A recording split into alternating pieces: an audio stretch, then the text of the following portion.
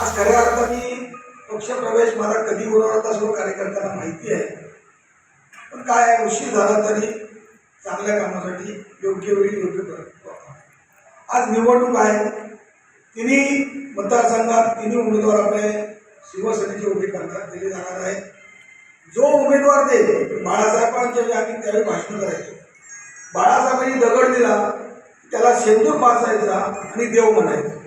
त्याप्रमाणेच आपण ज्याप्रमाणे जो कोण उमेदवार देतील तो उमेदवार बाळासाहेबांनी दिलेला आहे, त्या बाळासाहेबांनी दिलेल्या उमेदवाराला आपल्याला निवडून आणायचं आहे, हे अपेक्षा झाले पाहिजे.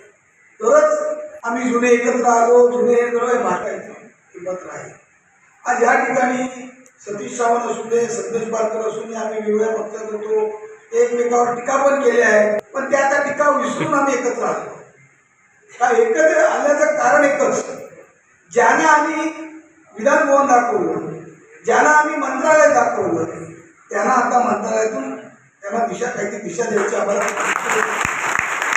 मी अनेक वेळा पक्षात नसलो तरी अनेक वेळा दोघांवरती टीका केली, पण त्यांच्याकडून परत प्रतिक्रिया माझ्याकडे येते का ती वाढवत होतो, मग त्यांची काय साधन काढायची ती काढणार. माझ्याकडे भरपूर त्यांचं सामान आहे, सर्व सामान काढलेलं माझ्याकडे सर्व नोंद करून ठेवलेलं आहे.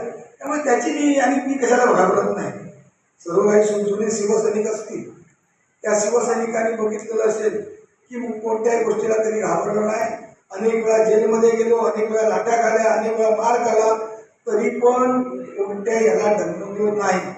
सर्वात जिल्ह्यात केसेस माझ्यावरती जास्त होते, सर्वात जिल्ह्यात जास्त बसेती बोललो असेल, पण जनतेच्या पुढे गेली. तुमच्या काम करत असताना तुमच्यातला जिल्हा बघायला आम्हाला आज तो आनंद मिळवला.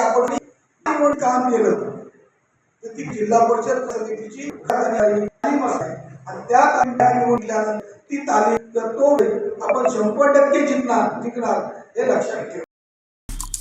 आमचे दिवसभरातले सर्व अपडेट्स, ताज्या घडामोडी आणि थेट लाईव्ह पाहण्यासाठी सबस्क्राईब करा, लाईक करा कोकणचं नंबर 1 महा चॅनल कोकण 7 लाईव्हचं YouTube चॅनल.